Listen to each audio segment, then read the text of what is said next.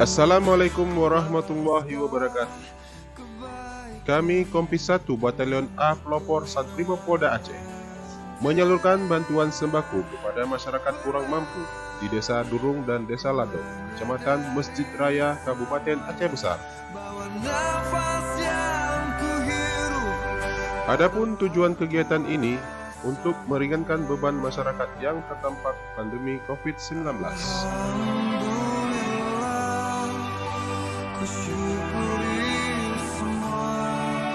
Terima kasih ya Allah atas